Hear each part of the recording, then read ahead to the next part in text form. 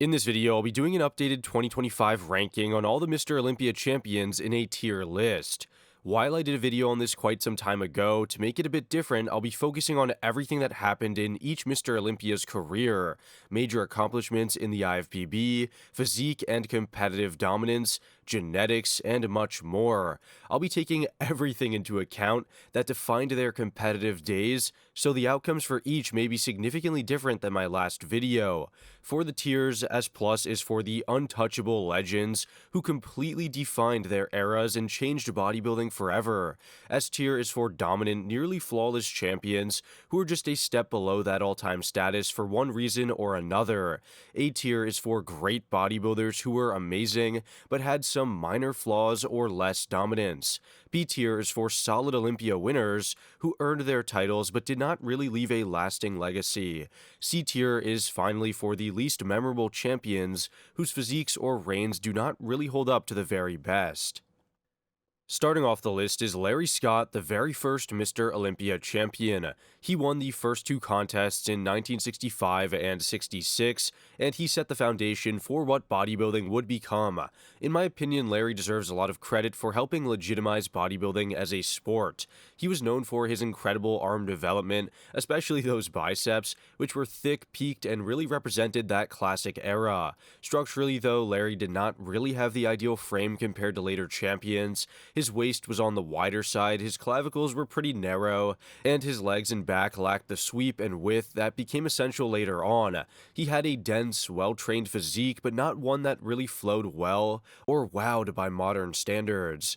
To me, Larry was more of a pioneer than a true champion. He won in an earlier, smaller talent pool before the sport really evolved into what it would become in the 1970s and beyond. Still, of course, I respect the bar that he set early on, and he carried himself like a true professional in an era when bodybuilding was barely recognized. Overall, I'd place Larry Scott in B tier. His physique was strong for the time and very historically important, but compared to the legends that would follow, his structure and dominance do not really hold up to the same elite standard. Next up is Sergio Oliva, known around the world as the Myth. He won 3 consecutive Mr. Olympia titles from 1967 to 69, and in my opinion, he was the first truly freaky bodybuilder, someone whose genetics were so far ahead of everyone else that he looked almost unreal. Sergio had one of the most impressive structures in all of bodybuilding history. His waist was tiny, his lats flared out massively, and his muscle bellies were round and full in a way that no one else could really replicate at the time. When I look at Sergio, I see the prototype of sorts for what a perfect bodybuilding frame should be. He had those wide clavicles, long muscle bellies, and that dramatic V-taper that made him look very cartoonish. When it came to the physique, Sergio was also years ahead of his time. Even Arnold admitted that when they competed head-to-head in 1969, Sergio simply outclassed him. The main weaknesses in his legacy are not really physical, they're more situational. His reign was relatively short considering how good of genetics he had, ending when Arnold took over, and then he often clashed with judges and officials, which limited his career longevity in the IFBB. When it comes to condition, he did not really have the same level of dryness you'd see in later eras, but that's mostly because the dietary knowledge, as well as the drugs and PEDs of the time, were not really as advanced. In my opinion, Sergio represents pure genetic dominance, a once-in-a-lifetime, once-in-a-generation physique that could still hold up today given modern enhancement. He changed what people thought was possible, even if his competitive record does not match the absolute longest reigns in history. Overall, I think I would place Sergio Oliva in A tier. His combination of genetics, proportions, and impact make him one of the most naturally gifted champions ever, even if his time at the top was relatively short and not the most competitive of all time. Moving on to Arnold Schwarzenegger, the 7-time Mr. Olympia and the most famous bodybuilder of all time. From 1970 to 75, he completely dominated the sport, and his 1980 comeback, though highly controversial, sealed his legacy. In my opinion, no other Mr. Olympia has had a greater long-term impact. Arnold's physique, charisma, and success made bodybuilding mainstream and set the standard for what it meant to be a true champion. Physique-wise, Arnold had insane arms, a wide frame, and unmatched stage presence. His legs and delts lagged behind genetically, and his waist was wider than later champions, but he made up for it through excellent posing and great confidence. His strengths always outweighed his flaws, and he knew exactly how to maximize his image when it came to presenting well on stage. That said, almost every single win came with some sort of controversy, politics, federation influence, or rivals being barred from competing. The 1980 Olympia, for example, remains one of the most disputed in all of history, with many believing that he should not have won. Still, he was the defining athlete of his era and the reason bodybuilding exploded worldwide. To me, his mix of dominance, influence, and cultural impact make him untouchable historically. Overall, Arnold Schwarzenegger belongs in that S+ tier. His physique and Olympia wins were not perfect, but his legacy as a Mr. Olympia champion is arguably the greatest of all time. Also, if you guys are enjoying the video so far, like and sub would really be awesome, as it helps out the channel tremendously. Now we have Franco Columbo, the two-time Mr. Olympia champion and one of Arnold's closest friends and training partners. Now, Franco was known for his dense, compact build and freakish strength. He came from a powerlifting and boxing background, which gave him a look unlike anyone else at the time. He was short at about 5'5", but carried a ton of muscle for his frame, especially in the chest, arms, and back. His upper body as a whole was phenomenal. It was thick, detailed, and very powerful, and is definitely one of the most memorable aspects of his entire physique. That said, Franco's structure worked against him on the Olympia stage. His torso was short and his waist was wide, which gave him a boxier appearance, and his legs, especially frontally in the quads, were underwhelming compared to his upper body. In 1976, his first win was kind of fair, but it came in a weaker lineup after Arnold's retirement. His 1981 comeback victory, on the other hand, remains one of the most controversial Olympia results of all time. Many believed competitors like Tom Platz or Chris Dickerson should have beat him, or really anyone else besides him, as Franco came in smaller, less detailed, and still recovering from a serious leg injury. In my opinion, Franco was a great bodybuilder and a massive legend in his own right, but not one of the sport's most dominant champions. Because of that, I'd place Franco Columbo in C tier. He was a strong, respected, and muscular guy, but both of his Olympia wins were very much disputed, and he was not really very genetically gifted for a Mr. Olympia champion either. Up next is Frank Zane, the three-time Mr. Olympia champion who became the standard for aesthetics in bodybuilding. Winning from 1977 to 79, Zane dominated during a period when bodybuilding was shifting from more mass and less condition to proportion, shape, and detail. At around 190 pounds, he was not the biggest guy on stage, and he might have been one of the lightest Mr. Olympias ever, but his conditioning, symmetry, and presentation were second to none. His vacuum pose and perfect balance made him one of the most visually pleasing bodybuilders ever. To me, Zane's physique represented precision over power. He did not have standout body parts, his arms were smaller, his back was kind of shallow, and his frame was on the narrow side, but he made every single pose count. His muscle insertions were clean, his proportions were ideal, and his posing was flawless. He maximized every little genetic advantage he had, and his ability to beat bigger men like Robbie Robinson and Mike Menser proved how his execution really was that good. Still, Zane's dominance came during a transitional era, when true mass monsters had not yet arrived, and once they did, his style of physique could not really keep up. But that doesn't take away from what he actually accomplished, 3 consecutive wins and an era-defining legacy. Overall, I'd place Frank Zane in A tier. He was not the most genetically extreme champion out there, but he mastered his craft, shaped the sport's aesthetic standard, and proved that artistry could really beat sheer size. Next is Chris Dickerson, the 1982 Mr. Olympia winner. He was a skilled and disciplined competitor with excellent posing ability and great sportsmanship, but in my opinion, his overall impact as a champion was pretty limited. His win came during a weaker Olympia lineup right after Arnold and Franco had kind of stepped away, leaving a sort of transitional era in this sport. Physique-wise, Dickerson had a solid balance and great legs. His calves were especially standout, but his structure and genetics were not really elite. He had a narrower frame, a shorter torso, and somewhat of an awkward flow in certain poses. His upper body lacked width and roundness compared to other champions, and while he was always in shape, his physique never really had that wow factor of a true Olympia caliber champion. That said, I respect him a lot as a competitor. He carried himself with a lot of professionalism and class, and his win represented persistence after years of near misses. But from a pure dominance and legacy standpoint, there really is not much to look back on. Overall, I'd place Chris Dickerson in C tier. He was a talented and polished bodybuilder, but with very limited genetic upside, a short reign, and minimal influence on the sport's direction, and I would definitely say that his Olympia run was probably the least memorable. Coming up is Samir Bannout, the 1983 Mr. Olympia winner known as the Lion of Lebanon. Samir brought one of the most balanced and aesthetic physiques the sport has ever seen at that time. His combination of size, symmetry, and condition made his 1983 look one of the cleanest and most complete ever. His proportions were spot on. He had round, full muscle bellies, a tight waist, balanced limbs, and incredible flow. He also had one of the best backs of all time, especially in that rear double biceps pose or the Christmas tree, which still holds up today. That said, Samir's reign was kind of short. He only won once, and after 1983, he was never able to reach that same condition or consistency ever again. Part of that was due to judging changes, political conflicts with the IFBB, and inconsistencies in his prep. Still, that one victory, though, was so complete that it remains a high point in all of Olympia history, a perfect balance of art and muscle before the mass monster really began. To me, Samir's one of the most underrated champions ever. He wasn't the biggest, but his structure and execution were amazing, and his 1983 physique still gets talked about decades later. That being said, I'd place Samir Bannout in the B tier. His single win was phenomenal and showcased near-perfect aesthetics and genetics, but without a longer reign or sustained dominance, he falls short of the sport's very elite tiers.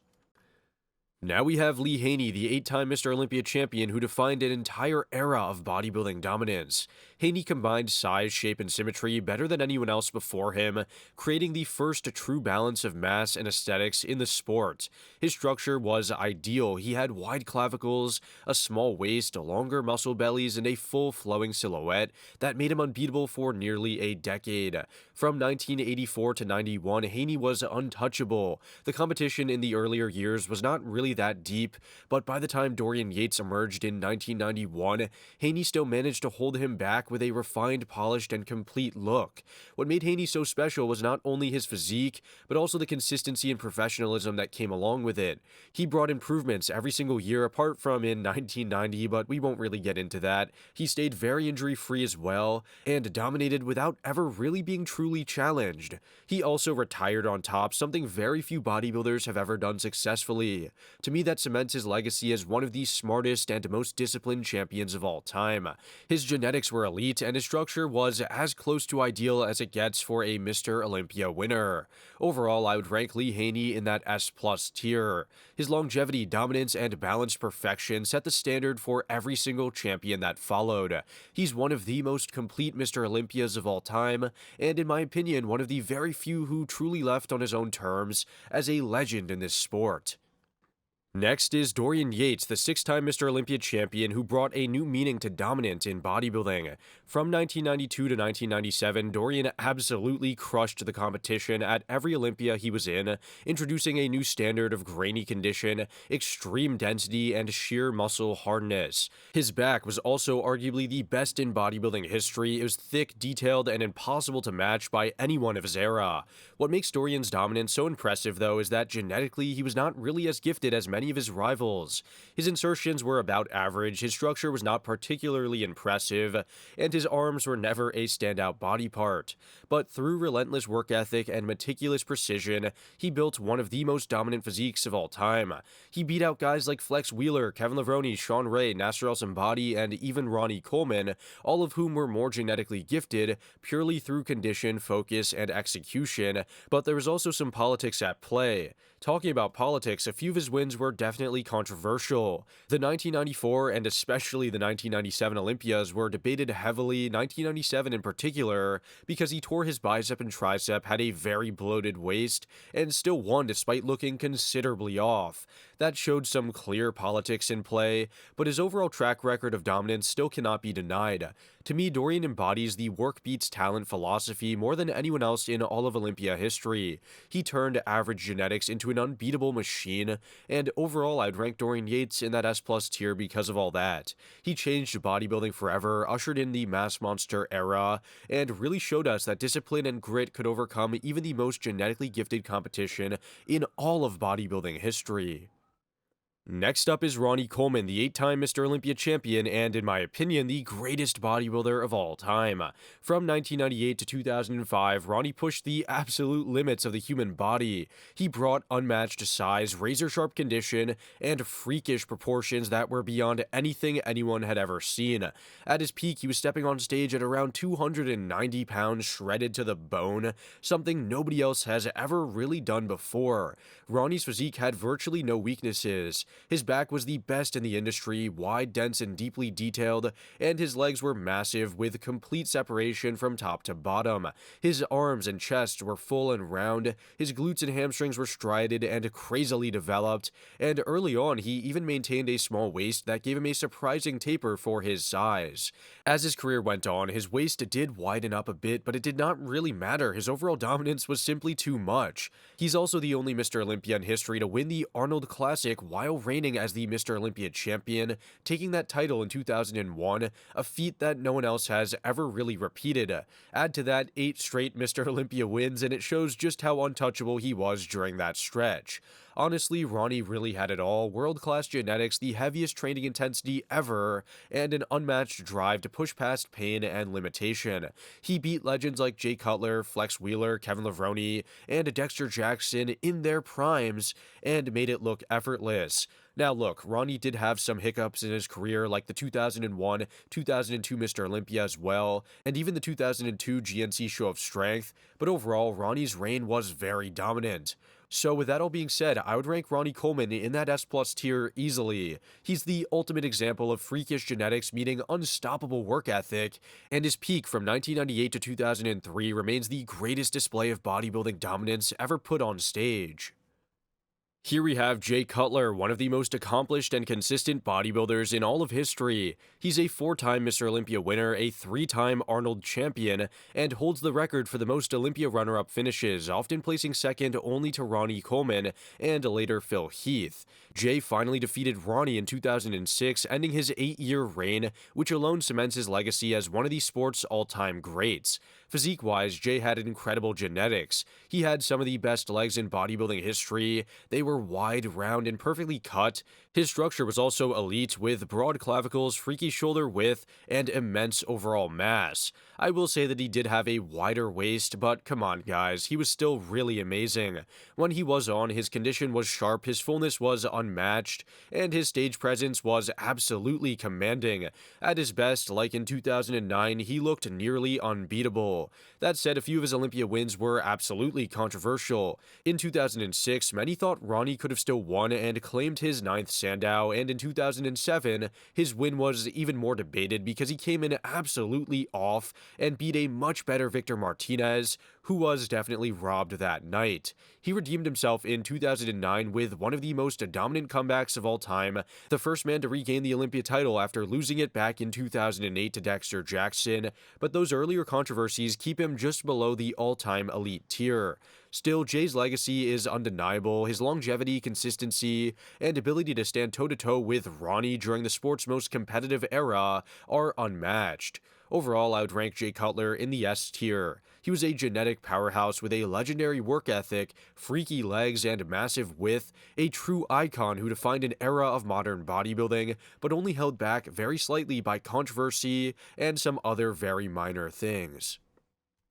Moving on, we have Dexter Jackson, the 2008 Mr. Olympia and one of the most consistent and successful bodybuilders in history. With around 30 pro wins, the most ever, and 5 Arnold Classic titles, Dexter built a career defined by precision, balance, and longevity. He stayed in the Olympia top 5 for nearly 2 decades, which is something no other champion has really ever done. When looking at his physique, Dexter was never the biggest, but he did not really need to be. His proportions were perfect, his condition was razor sharp every single time, and his flow was amazing. His 2008 win over Jay Cutler and Phil Heath was a perfect execution of balance and presentation. He had sharp lines, deep muscle separation, and a very underrated X-frame. Even late into his 40s, he still brought elite-level physiques that could hang with anyone. While his reign as a Mr. Olympia was short-lived, his career dominance and consistency are always unmatched. He represented what it means to be a true professional bodybuilder. He's always refined and always ready. He might not have all the Mr. Olympia wins ever, but his longevity, precision, and ability to maintain world-class condition for nearly 2 decades makes him one of the most complete and dependable champions the sport has ever seen, even if he didn't win any more than one Mr. Olympia title. Now we have Phil Heath, the 7-time Mr. Olympia and one of the most genetically gifted bodybuilders of all time. His nickname, The Gift, could not be any more accurate. From 2011 to 2017, Phil dominated the sport with a combination of freaky fullness, cartoon-like roundness, and razor-sharp condition that very few have ever matched.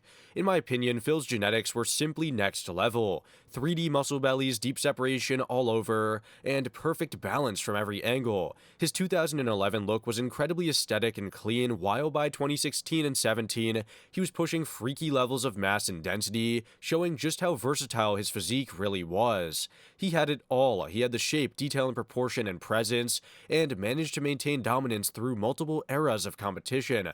If there really was any flaw in his physique, it would be his midsection later in his reign due to a hernia, but that was more bad luck than genetics. He also had some controversial wins due to this, like in 2014, where many believed that Kai Green should have won, but Phil did bring a far better look to the finals and ended up taking the win. All that being said, Phil Heath easily lands in that S+ tier. To me, he's one of the most complete, versatile, and genetically gifted champions ever, combining aesthetic beauty, especially like in 2011, and freaky muscle in a way that might never be replicated again. Next is Shawn Rhoden, the 2018 Mr. Olympia and one of the most aesthetic champions of the modern era. His win over Phil Heath was absolutely historic, not just because he dethroned a 7-time champion, but because he brought back that classic streamlined look to the Olympia stage. His shape, flow, and proportions were beautiful, with a tight waist, wide shoulders, and perfect balance from top to bottom. Genetically, Shawn was very gifted. His structure was elegant and symmetrical, his conditioning was world-class, but to me, his physique was never really fully built out in terms of sheer size and density. His back lacked a lot of thickness and width compared to other champions like Phil Heath, his triceps had higher insertions, and overall he did not have that overwhelming mass or detail from behind that really defines long-reigning champions. It is also rather unfortunate that his legacy was cut short. Politics and legal issues kept him from ever defending his title, which definitely affected how people remember his career. Because of all that, I'd put Shawn Rhoden in A tier. He had incredible genetics and brought one of the most aesthetic physiques we have ever seen to the Mr. Olympia, but he also had limited mass, missing muscle groups, and a kind of short legacy that keep him just shy of the elite tiers. Next up is Brandon Curry, and I'll be honest, I'm a big fan of his physique. He's one of the most consistent and well-rounded competitors of the modern era, with a very impressive career that includes 2 Arnold titles and of course the 2019 Mr. Olympia win. Brandon's genetics are definitely elite. He's got wide shoulders, full muscle bellies, and one of the best upper bodies in all of modern bodybuilding. His chest, arms, and delts have that full, round 3D look that makes him stand out instantly. From the front, his shape and flow are phenomenal, and when he's dialed in, he brings a very polished and aesthetic package that very few can match.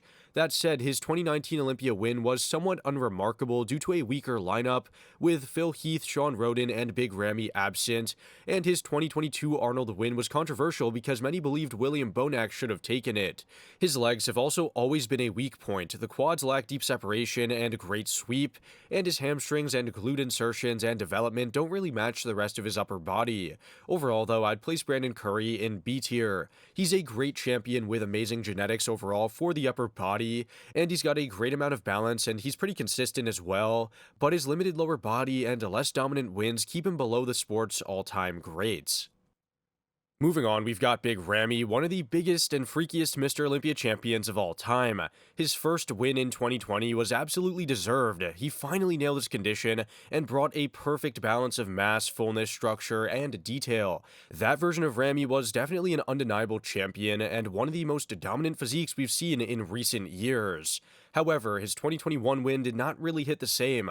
He was still huge, but the condition and sharpness were not really there, and it showed. To me, that version was overrated compared to 2020. His inconsistency became a defining part of his career. He would look unbeatable one year and noticeably off the next. This was clear in 2022 when he dropped all the way down to 5th after winning the previous year's Olympia, which became one of the most dramatic falls in all of modern bodybuilding history. Genetically, though, he's one of the best ever. His structure is wide, his arms and quads are monstrous, and his overall size is untouchable. But conditioning was never really his strong suit, and that kept him from ever truly dominating for long. Altogether, I'd place Big Ramy in B tier. He's a great champion with freaky genetics and unforgettable size, but inconsistency and lack of condition stopped him from cementing himself among the true all-time greats. Now we have Hadi Choopan, one of the hardest working and most conditioned bodybuilders we've ever seen. When he finally won the 2022 Mr. Olympia, it felt like years of effort finally paying off. He brought that signature grainy condition, thick muscle density, and razor-sharp separation that made him stand out in every lineup up until that point. His physique is very compact but complete, with round delts, dense legs, and an incredible detailed back. Genetically, Hadi is decent. He's got a wide structure but stubbier limbs, some amazing insertions like in the midsection, chest, and quads, but some mediocre ones like in the arms and back. In my opinion, his weak point has always been shape compared to the taller, more aesthetic competitors, but what he lacks in flow he makes up for in intensity and granite condition. That said, his reign was short-lived. He lost the title the following year to Derek Lunsford, which really showed that he did not have the same dominance as some past champions. He did bounce back with a big 2024 Arnold win, proving he's still very much a top threat, and took second at the Olympia in 2024 and most recently at 2025, where he arguably could have won both. I think that I would place Hadi Choopan in B tier because of that. He's one of the most conditioned and complete bodybuilders of this era, but his shorter reign and slightly limited structure keep him from reaching that next level, at least for now. Now we have Derek Lunsford, a very complete and successful modern-era bodybuilder and Mr. Olympia. His rise has been pretty quick and also historic, from winning the 212 Olympia in 2021 to capturing the Open Mr. Olympia title just 2 years later in 2023. He became the only man in history to win championships in 2 different divisions. That alone puts him in a very elite category. Derek's physique is pretty well balanced as well, with a wide frame, small waist, and a phenomenal back. Easily one of the best in the world, if not the best right now. His posing and stage presence have improved a lot as well, and when he peaks right, he looks dense, round, and very complete from the side and back. His 2025 season was especially impressive, as he became the first ever to win the Arnold Classic, Pittsburgh Pro, and Mr. Olympia all in the same year, which was a record-setting accomplishment no other champion has ever achieved. However, he does have some limitations. His quads can lose a lot of size and outer sweep when he's flat, and his arms and chest sometimes lack that deep separation seen in other elite champions. Frontal detail is often a major weakness, especially compared to his incredible back, and he's not the most genetically perfect champion either, but he's one of the hardest workers and most consistent.